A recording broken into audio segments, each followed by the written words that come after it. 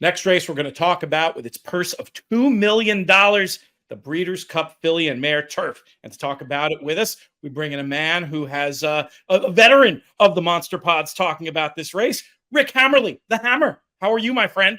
I'm doing just fine, Pete. Always a pleasure. And I'm actually here at Santa Anita, so I'm on site to do, to do our deal. I love it. And that's a good place to start, actually, because as you know, from studying this race for many years, it's a weird one in that it's run under a lot of different distances, etc.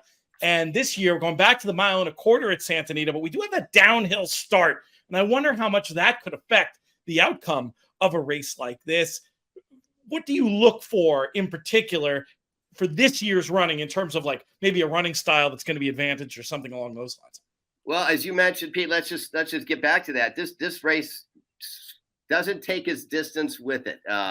So last year at Keeneland, 1 mile and 3/16. The year before that was 1 mile and 3/8, and we're back to 1.25 miles here at Santa Anita. So, 1/16 of a mile here and there, maybe it matters, maybe it doesn't. But the unique part about the race here at Santa Anita, as you mentioned, is the first portion of the race will start on the hill, and it's not terribly far up the hill. They're really kind of going. They're just basically jogging down over the dirt and picking up a position as they go into like that half of first turn there. So yes. I don't see any particular changes that you have to worry about if it was starting on the flat. It actually probably thins them out even a little bit more as they straighten into the stretch for the first time. So and I don't know whether that takes advantage of an early positioned horse like an Italian. Obviously, he's going to be shooting for the lead. Going downhill, is that going to help her, get to the front faster? Maybe, but she's natural speed, and I don't think that's going to help her or do anything to, make her that much more advantageous or take away. So we kind of, this race is run with different distances and, usually kind of a different type of field every year. So it's hard to get a pattern on run style. So we'll just take it as it comes along. But just a few generalities of the race. So this year it's going to be run as the 4th event on Saturday, which is earlier in the card than it normally is for being, a nice long turf Breeders' Cup race. It's part of 2 pick 5s, and it's part of 1 regular pick 4, and it's the start of Saturday's all turf pick 4, which encompasses races 4, 6, 8, and 10. So ever since Keeneland started that all turf pick 3, it's kind of taken off, and it's it's a good idea.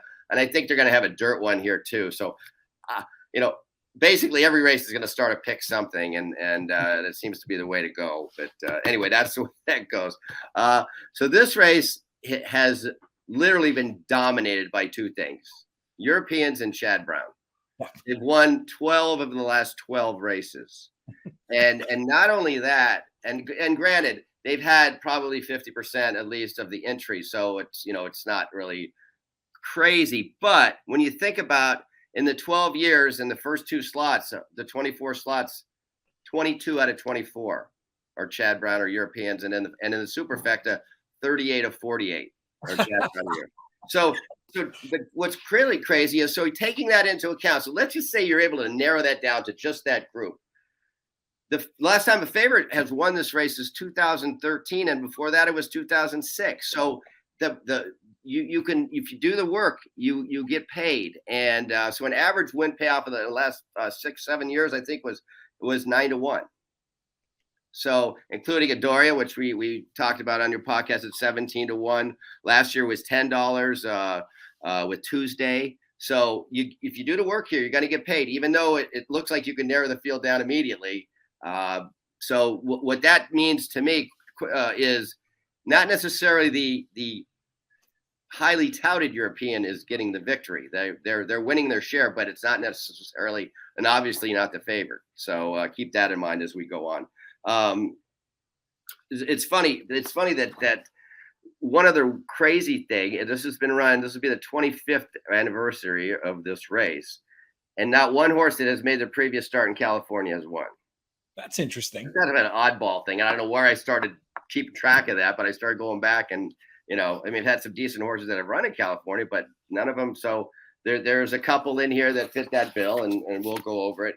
One filly that's noticeably missing is Warlike Goddess, and she's only missing from this race to run in the longer and more lucrative 1.5 miles against the boys later on in the day. And 1.25 miles, she probably could be fine in here, but she prefers to go the 1.5 mile distance. And when you're that good, you might as well take the shot for I think that one's 4 million, and it suits her distance. But she would be. I would say she would be the favorite in here if she was running in here, and that's 2 years in a row that she's gone for the longer one. And last year she finished third, and so she does fit with them. So this year's race doesn't seem as strong to me from top to bottom. There's some well represented Europeans, but they don't seem to be even as deep as they were in years past. They've sent some good ones over, but usually you see the 3 or 4 or 5 that you can maybe pick from. And a couple of the ones that they have are going to be probably first and second choice. Sure. But Spiral and Warm Heart are certainly going to attract a huge part of the market. But I take your point about that. It's not always the best fancied European who's the one you want to land on. And then, you talk about the Chad Brown factor in this race. I do think with this slightly shorter configuration, in Italian, maybe a chance to go one better than last year. How seriously do you take her chances in this race? Well, I want to mention one more thing, Pete. Gina Romantica, one of Chad's horses, is preferred in the mile. That was her first preference. And she got into that event. So we're at this point, we're looking for her to run in the mile. So she will not be running in here. And as I was looking at her PPs, it looked like mile was her distance. So that explains that. But, you always you never know. You got until Monday to make your decision in case, some horses were to drop out at the last minute. At least you're in it. So you have to cover your bases. In Italian was my selection last year after coming off that Diana race. I think it was where she just literally ran them off their feet. And she's coming off a race where she I believe it's the First Lady at Keeneland, where she went 10 flat, 10 and change, and tried to run them off their feet there going a mile. And I think she needs to slow it down just a little bit. She's one of those need to lead. And if there was 5 speed horses in here, she'd still be in front. You know what I mean? So I think she's going to comfortably get in front. And it's just a matter of how much they can save for the stretch run. And, she doesn't give it up easily. It took Tuesday, the whole stretch last year to get to her, and finally ran her down late. And I see the same type of scenario here, without a doubt. She's probably going to get the lead, and I'm going to say she's going to have the lead turning for home. And if she's able to be pressured by anyone along the way to make her go maybe faster than she should, you got a chance to run her down. But she's going to be in this. I'm going to say she's going to be in the exacta again. I see as we run through the field here real quickly. Closing Remarks is a nice California horse here. Actually running 21 stakes out of her 23 starts and made a nice living. I don't think she's this type. It's a local. John Harris, one of California's all-time breeders, and it's owners and breeders. It's a home game for him, so I don't blame them for giving a shot. The horse like Santa Anita. Didia came here for the Win and You're In Rodeo Drive last month or earlier in this month, and won handily. She's done well in the Midwest. She's done great since she's come here from Argentina. She's the better of the two, and always been there. Once again, she can fill out the superfecta. She got that California Jakes going for her, but she runs every time. I don't know if she's quite up to the task here, but she will be trying at the end. Now, here's a horse that leads the Canadian trio coming out of the EP Taylor. You got Fev Rover, the winner, With the Moonlight, and Moira, 1, 2, 3. Coming into that race. So you have to ask yourself, does that race in its entirety fit into here or not? In other words, if you like one, you got to like them all.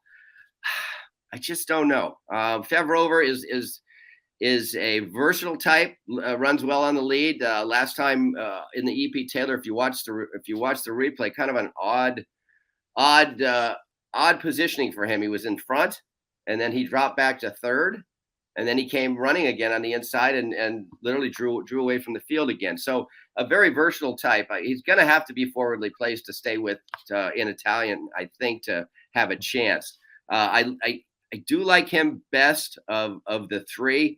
He's in a weird pattern. His last 8 races are lose, win, lose, win, lose, win, lose. He's coming off a win, kind of goofy, but he's on a lose pattern right now. As much as you want to look at that, but he'll be running. Gina Romantica would be a late. She would have been a great late horse in here, but I'm going to count her as not running. In Italian, we talked about. It's just amazing. I mean, she just runs her eyeballs out, and the mile and a quarter is as far as she's ever been, and sometimes those speed horses can slow it down, and the longer they go, the farther they can go. So it's just going to be a matter of how much she's forced to go early. If she can keep that, that 3/4, in like the 112 range instead of 110, that'll really help her chances turning for home. You mentioned Inspiral from the John Gosden barn. Talk about a win machine, right? So this filly's won 8 out of 12, coming off of 2 Grade 1 wins. In Newmarket and Deauville, and it's really odd. I looked; she's only run around 2 turns in her entire career. Right? She's run 2 one-turn miles, so she's going to go 3 turns here. She's going to make more turns in this race than she has her entire career. Right? I mean, if I'm looking at the right, and she's never gone further than a mile. So some questions here. She's going to be one of the top choices, and like I said. I mean, there's no reason why she can't go. I mean, Frankel, excuse me, I probably can run all day, but she hasn't. So if you're looking for a hole or two, you can find it. But I wouldn't leave her out of too many gimmicks, to tell you the truth. Lindy, a 3-year-old filly. Now, 3-year-old fillies have won this race 4 out of the last 7 times, including last year. So let's not put that aside. As you know, in Europe, it's not a big deal for the 3-year-olds to face the roller, especially later in the year. Lindy comes out of the QE2. That race was early after the entry was drawn, was hyped as being, wow, this is one of the better races around. And then come post time, I think there was 3 or 4 scratches, and there was 2 horses below 2 to 1, I think, in there, and it was very formful. Lindy came running. There's not too many late runners in here. I'm not a huge fan of the filly, but you know what? Watching that replay, she determinedly was running late, and one of the few in here that can do that. So she might be on the ticket to pick up a minor spot late if some of the front runners come back. So, keep your eye on Lindy. Lumiere Rock.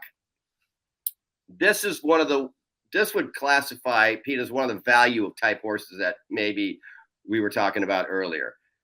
Not the most decorated. She's only won 2 out of her 11 starts. But the last race was very good, running on Arc Day, out of the filly version of the Arc, which is a very good prep for this race. And the race before that, she won at a mile and a quarter at Dakura. So she's getting good at the right time, and you're going to get. And if you look at her line, she's not bet well in her career. She's only gone off the favorite 1 time, and she has run with Warm Heart. So you might get 8 to 1ish or something on her. So this would be a good value play. I'm going to keep my eye on her, and she just looks like she's fit a little. It fits this rather well. So Lumiere Rock, we'll put a little circle around right. her. Chad Brown, McCulloch, ran well early. Won a couple races, those Belmont Oaks type races. We're not sure how good they were. Has been a good grade 2, grade 3 performer since. I just see her as just a little bit of a cut below. I hate to say that about a Chad Brown horse. You got to be worried. Those are the ones that come and bite you. But she's been 2 to 5 in her last couple of starts against some weaker competition. This is a little bit tougher for her, so I'm gonna probably pass on her. Moira, was a very celebrated 3-year-old last year in Canada, and loved to run those races with the little R with the square around it, the restricted type, and cleaned up and won a lot of money. And then had to go into open company and has run well, but hasn't fared as good as a 4-year-old as maybe we thought that when she was going forward. She ran a little flat last time, loomed up in the stretch and then kind of hung late. So off the last race, I'm gonna take a pass on her as well. State Occasion, another one of these coming over for Ralph Beckett, who's sneaky. This horse comes out of that same race on Arc de Prix de l'Opera. Is that good? That's it. Prix de l'Opera. Only got beat 2 lengths. So that was her best race this year. And she's only won 1 race this year, but that was her best event. She went off at 27-1, then got beat 2 lengths and was doing well at the end. And this is one of those ones where it's going to be like that last minute crossed out if I do, but this one could be okay again, only because the last start was her best start. And coming into this race, it's not going to be, I'll put her in the top 5, put it that way. I'm not ready to toss. Then we get to Warm Heart. And as I was looking at the PPs, I know in alphabetical order, but I just wrote stop right here. Let's take a look at this one, who's won 5 out of 8. The same connections as last year's winner, Tuesday, the ownership and Aidan O'Brien. Obviously, he knows what it takes to win this race. Comes off two races, both at 1.5 miles, so she's shortening up a little bit. I don't take that as a concern. Grade 1 victories. What can you say? Probably going to be the favorite, and probably well deserved. And looks like if you had to pick one, I would probably pick her. To say, yeah, I'll take her. So I can see her and in Italia, coming down the stretch a little bit. There's one thing about her though. If you look deeply into the lines, the comments, stumbled badly, held up, prominent. So she stumbled a little bit at the start last time, and I've read into that. Maybe that's it. But going 1.25 miles, I don't know. In these long distance races, she could be fine. I don't know. I see her as very, very, very tough in here. Win Maryland from Japan. Now, if you remember, in 2019, Japan had a pretty good Breeders' Cup here. Oh yeah, right. So I think they said, you know what? It's an easy ship for them, so to speak, coming this way. And they've sent 7 this year, including Win Maryland. And if when you categorize the thing, if you want to say bomb, this would be the bomb to me.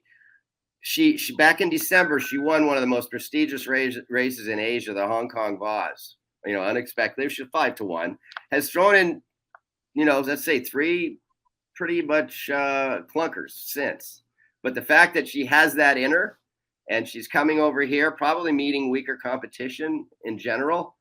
Win Maryland, she's going to be on a few of my tickets, even on the win end on some horizontals, just because of that Hong Kong Vase win, and it was only 3 starts ago. So that's a very important race to me, and she can handle the distance. And she's won $4 million, but you can't, we can't. That's Japanese by 4.8 million. You just kind of look at that and you go, wow. But anyway, a veteran. She's had 20 starts, and like I said, this is my bomb. If there's going to be one, it's going to be her. And then with the Moonlight on the outside, finishes up that Canadian trio coming out of the EP Taylor. She did run second. She's been competitive within Italian and shorter distances. It's Charles Appleby. I hate and the Godolphin connection, and they haven't done as well this year as they have in years past over here in the States. But I'm not. Look at my note. It says I'm not biting. I'm not biting on this one. So I'll wait. So in going over the whole thing, if I had to pick, 3 horses on the win end, I mean, the obvious ones, in Italian, in Sparrow and Warm Heart, they look like it. But some value plays is Lumiere Rock, and my bomb is Win Maryland. Great stuff. Great stuff, Hammer. Appreciate the time and care and attention to detail you put into this. There's some excellent ideas for exotics there. And in Italian right now, in international markets, a big price, actually, over 10-1. So that's one that I think will be a lot shorter on the day. And I agree, has to be involved in those vertical exotics. Hammer, we'll see you out there. Oh, great. We'll see you when you get here. See you at the races, as I like to say. Thank you so much for watching this video. If you want more great content, choose one of the videos you see on screen now, or go to our website, inthemoneypodcast.com. And for even more, check out inthemoneypodcast.com/plus.